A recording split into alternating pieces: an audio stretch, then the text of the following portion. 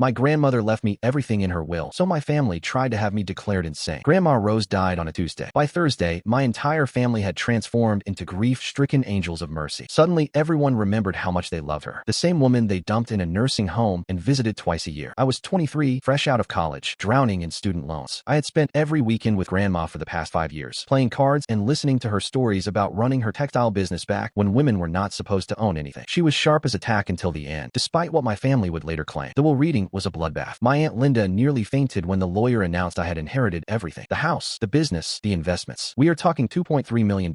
My Uncle Mark started stammering about mistakes. My mother just stared, calculating how quickly she could contest this. There has to be an explanation, Mom said later that night. Rose was not thinking clearly. She was confused, but I knew exactly why Grandma left it all to me. I was the only one who treated her like a person instead of a bank account with legs. The next morning my phone rang. My cousin Janet, who worked as a hospital administrator, had some concerns about my mental health. "We are just worried," she said in that syrupy voice people use when they are about to destroy your life. "You have been under so much stress. Maybe you should talk to someone." Within a week, they had orchestrated an intervention. My entire family sat in my mother's living room, faces painted with fake concern. They had found a doctor, some psychiatrist my uncle knew, who was willing to evaluate. Dr. Harrison was everything you would expect from someone bought and paid for by desperate relatives. He asked leading questions about my delusions of grandeur, whether I heard voices telling me I deserved inheritance money. "Do you really think your grandmother intended to leave everything to you?" he asked, pen poised over his notepad. "Yes," I said, "because that is what her will says." He wrote something down, probably noted my defensive behavior. But here's what my family did not know. Grandma had warned me this would happen. "They will come for the money," she had said 6 months before she died. "They will try to say you were crazy or I was senile. That is why I am recording this." She had made a video, fully lucid, dated, with her lawyer present, explaining every decision. She detailed my family's neglect, their constant requests for loans they never repaid, and why she trusted only me with her legacy. I also had something else they did not expect. 5 years of phone records proving I was the only family member who called regularly. Bank statements showing I had never asked for money. And testimony from her doctors confirming her mental capacity right up until her death. The competency hearing was scheduled for a Friday. My family showed up in black, still playing the grieving relatives card. Dr. Harrison presented his evidence of my supposed mental instability. Then my lawyer played Grandma's video. "If you are watching this," she began, "it means my vultures of a family are trying to steal from the one person who actually loved me." For 12 minutes, she methodically destroyed each family member's character. She mentioned my aunt's gambling problem, my uncle's affair, my mother's shopping addiction, all funded by emergency loans from Grandma's account. The judge looked disgusted. "This court finds no evidence of mental incapacity in the beneficiary," he ruled. Case dismissed. As my family filed out, my mother grabbed my arm. "You will never be part of this family again," she hissed. I smiled. "Good. I am starting my own." I used Grandma's business to create a scholarship fund for first-generation college students. The house became a transition home for young adults aging out of foster care. Last Christmas, I hosted dinner for 12 people, my chosen family of friends who had stood by me. We toasted Grandma Rose, who had known exactly what she was doing when she picked the one granddaughter who visited her because she wanted to, not because she had to. The rest of my family sent a Christmas card. I used it as kindling.